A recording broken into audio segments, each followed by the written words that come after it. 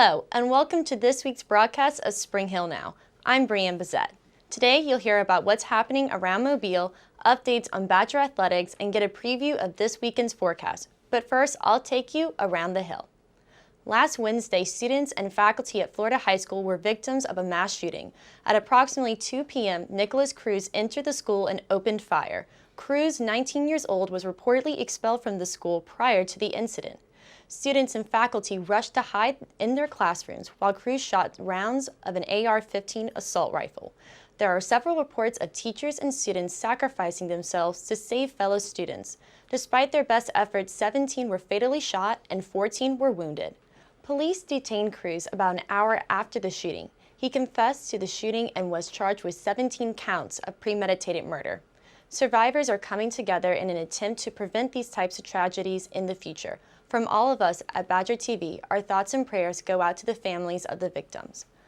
Father James Martin, S.J., is scheduled to be the keynote speaker at graduation this spring. Spring Hill College President Dr. Christopher Puto, along with college's cabinet and board of trustees, extended the invitation to Martin, an accomplished writer.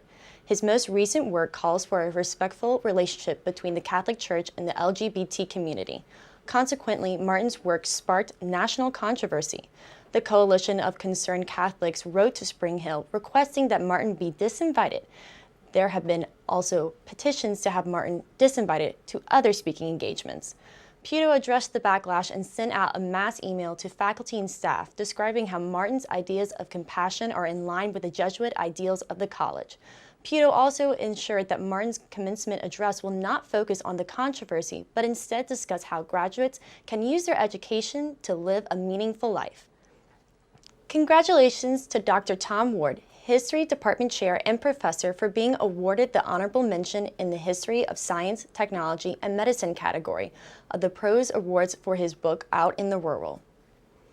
Dr. Lee will talk about his unique journey to becoming a physician next Monday at 7 p.m. in LeBlanc Grand Hall. At Spring Hill, Lee started out in a pre-health before obtaining a bachelor's degree in business. He is now an emergency medicine attending physician at Providence Hospital. For more information, visit pathways.shg.edu. 44 students along with 10 faculty and staff members returned from international service trips to the Dominican Republic, Belize, and Nicaragua this past weekend. Students served abroad as part of Spring Hill's commitment to service learning and social justice.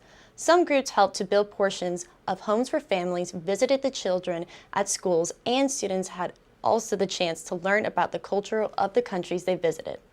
The Managua, Nicaragua group learned about the local wildlife and had the unique opportunity to help a tub of baby sea turtles return to the Pacific Ocean while at the beach.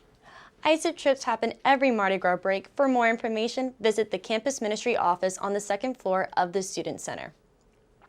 This flu season has been one of the worst in the nation, and Spring Hill has been no exception. Reporter Kristen Dunham has the story. Here at Spring Hill College, student life can be seen in many different ways. Whether hanging in the library studying for a test or here in the Student Center having a meal with friends, students come together in community all the time. However, this community has been disrupted by an unwelcome guest.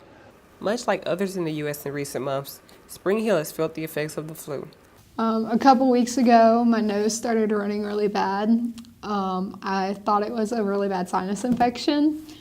I went to urgent care, got tested for the flu, and turns out I was positive. Despite the severity of the flu, students may not be as protected as they could be. Dr. Teplick, a physician who visits the Wellness Center weekly, estimates that not 1 in 10 students receive a flu vaccine.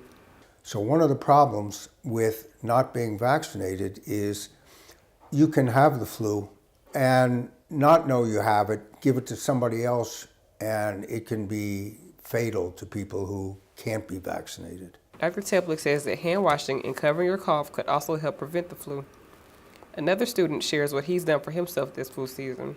I'm really aware of everybody that I'm around and thinking about, okay, that person has the flu, I probably shouldn't hang out with them. I drink copious amounts of orange juice. It's really healthy and good for you, helps your immune system. Here's one last word of advice if you happen to get the flu. Stay away from anyone who has the flu, and if you have the flu, do not go to class because you'll get kids like me sick. Reporting for Badger Television, I'm Kristen Dunham. Remember, if you have flu-like symptoms, seek medical attention and stay in your room or at home until you've recovered. That's what's happening around the Hill this week. What can we expect for the forecast this weekend? Here's Alexandra Rayford with your weekly weather forecast. Thanks, Breanne, and it looks like our week will be warm with periods of sun and clouds. Today is cloudy with a high of 76 and a low of 63 with a 25% chance of rain. Tomorrow will be nice and warm. We have a high of 76 and a low of 66 with a 25% chance of rain that will slightly decrease later in the day. Saturday will look like Friday. We have a high of 78 and a low of 61 with a 25% chance of rain. That percentage will increase to 55 later in the day. Sunday will be warm and cloudy. We have a high of 78 and a low of 59 with a 25% chance of rain that will increase to 55% once again. Now, let's take a look at next week's forecast. And it looks like we're going to see cloudy and sunny days with only a few chances of rain. This has been your weather report. I'm Alexandra Rayford. Back to you, Breanne. Looking for something to do this weekend? Here's Brandon Myers to take you around the town. Thanks, Breanne. A reporter from Alabama.com may have located the long-lost wreck of the Clotilda, the last slave ship to bring human cargo to the United States. The remainder of the ship lies partially buried in mud along an island a few miles north of Mobile. The reporter, Ben Raines, discovered that the area where the ship was found is only accessible by boat. The Clotilda was built in 1855 and was used to haul lumber and other heavy cargo. Slavers attempted to destroy the ship after delivering 110 captives from Africa. Though slavery was still legal back then, it was illegal to import slaves into the country for 52 years, ever since Thomas Jefferson outlawed the practice in 1803. The Orange Beach Sports Association is hosting their 26th annual Orange Beach Seafood Festival this Saturday. The festival is the association's major fundraiser to support sports-related activities in the Orange Beach community. The festival includes food booths, 95 arts and crafts vendors, and 2 music stages. The festival also features a car show, antiques, classic and hot ride vehicles, a kids zone with a rock climbing wall, and much more. The festival will take place from 10 a.m. to 4 p.m. at the Wharf on Main Street. There is no admission fee and parking will be available. For more information, visit obparksandrec.com. That's what's happening around town this week. I'm Brandon Myers. Back to you, Breanne. And now we'll go to Kaylee Robinson, who has your weekly sports update. Thanks, Breanne. Let's take a look at what's happening in Badger athletics. Last Wednesday, the baseball team played in a doubleheader against the University of Montevallo, falling to the Falcons 5-7 in the first game and winning 8-1 in the second. The Badgers will play West Florida on Wednesday evening in Pensacola. The softball team swept away the Kentucky State Thoroughbreds in a 3-game series, winning 7-1 last Saturday and also winning the doubleheader last Sunday 6-1 and 3-0. The softball team will travel to New Orleans Saturday afternoon for a doubleheader against Southern University. The women's basketball team is continuing their winning streak. The Lady Badgers dominated the court 105-71 against Payne College last week and won Monday evening against Lemoyne-Owen College 72-61. The men's basketball team also defeated Payne College 86-62. On Monday, the team faced Lemoyne-Owen College and won 70-66. Both teams will travel to Fairfield, Alabama to take on Miles College Saturday afternoon. The men's golf team opened the spring semester with a 5th place standing out of 12 teams at the Coastal Alabama Invitational last weekend. Congratulations to senior Thomas Ruley, who tied for 3rd place out of 72 golfers. Looking ahead, it will be a busy next few days for the Badger sports teams. Here's a preview of the upcoming games. That's all for sports this week. Join me again next week for more updates on your favorite SHC sports teams. I'm Kaylee Robinson. Back to you, Breanne. Now we'll go to reporter Emily Buck, who had the chance to catch up with Student Government Association President Ellie Sider.